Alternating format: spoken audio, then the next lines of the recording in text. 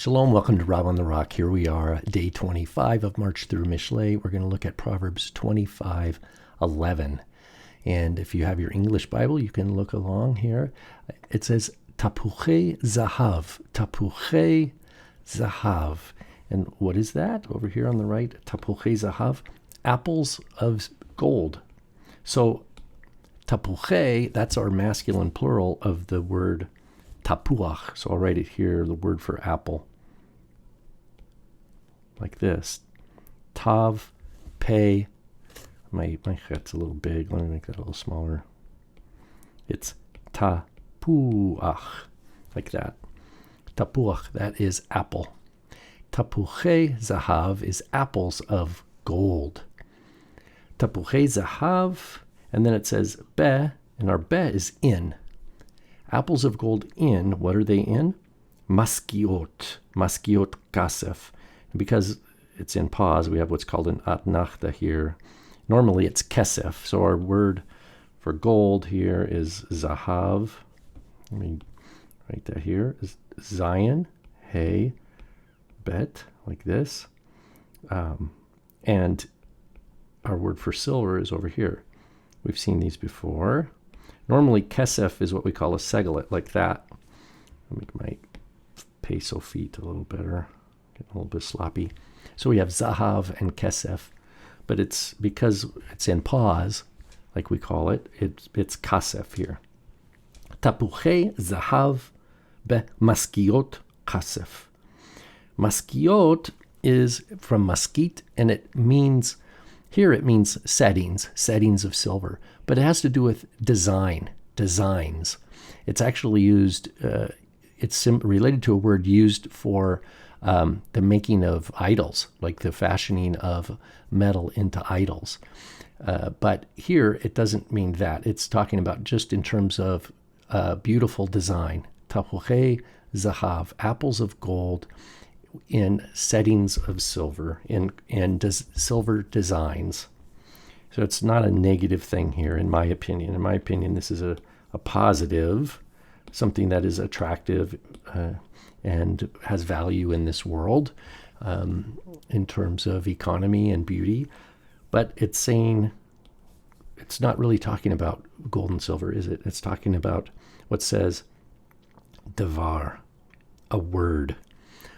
Speech, a word spoken. So davar is our noun. That's when you're learning Hebrew. Davar is one of the first words you learn. It's dalet, bet, resh, and it's begad kafat, so it has a dagesh, davar. And that's usually is like a word or a thing. It can be like, let me make it a little lower there, a thing or a matter. A word, a thing, or matter, a davar. But here we have the same three letters twice in a row. Davar, right? Davar. Oops. Davar. But notice the vocalization is davar. That's a word. And then it's davur. Davur, we have a u vowel here. Davur is a passive participle. It's the simplified version of that would be spelled this way. Davur, like that, which means spoken. It's what we call a passive participle in fancy grammar language. Davur. Davar davur. So davar davur is a word spoken. A word spoken. Yes, I meant to put the other parenthesis on there. There we go. So davur is a passive participle, meaning spoken. So davar, a word, davur, spoken. So tapuchei zahav bemaskiot kasef, davar davur al ofnav. Al here means upon. Oops, I meant to do my white. Al is upon. Ofnav is from the word ofen. Ofen in the plural, ofnim, with the suffix its. That means his at the end. Ofnav, the av here means his, and that points back to the word. Davar spoken in its ofnim, which would be like in its proper situation, in its appropriate place.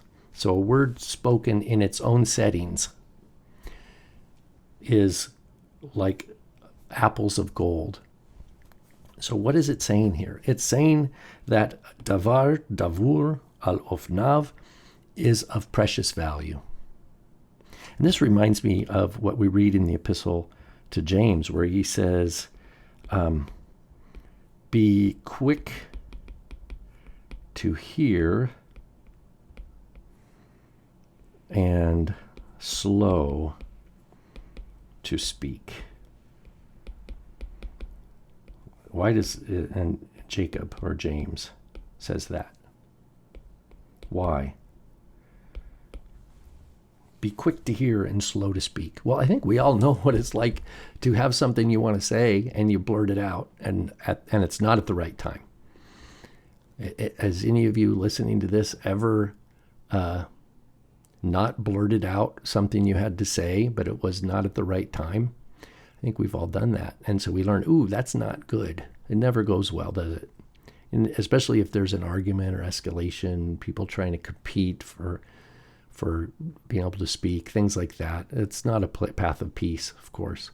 So when James says, be quick to hear, that means we want to orient our hearts to be good listeners. After all, the greatest commandment is Shema Yisrael, is listen up, Israel, is to listen. And love comes from listening. Love happens in the context of being a good listener. Slow to speak. So that means you're choosing your words carefully. When you do speak, it's after you've been a good listener. And the ideal is to speak simply and truthfully, clearly and succinctly, right? If we're able to communicate very clearly with a few words, that's really important. Davar davur al ofnav. So the concern here is not what we think about what we have to say, but what the person we're desiring to connect with, the person we're trying to communicate with, how they are going to receive what we have to say. And if we've been a good listener and we've demonstrated ourselves to be engaged and attentive to the person we're speaking with, then we're going to, by God's grace, we'll have perhaps a bit of wisdom or encouragement or insight, something that would be received as a blessing to that person. So the focus here is not on the speaker, but on the perspective and the impact on this part of the receiver, the one who hears the davar davur, that it's like a simple word at the right time can be wonderful for a person and transformative even.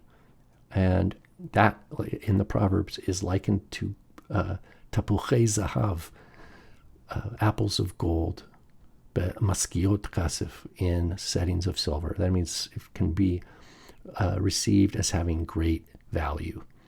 And what is love worth if we are unable to hear one another and to speak truthfully and concisely and understandably to one another that actually builds and strengthens the bonds of faith and connection and trust, and actually helps a person understand not only that they've been heard and understood, but that someone is there for them and to encourage them.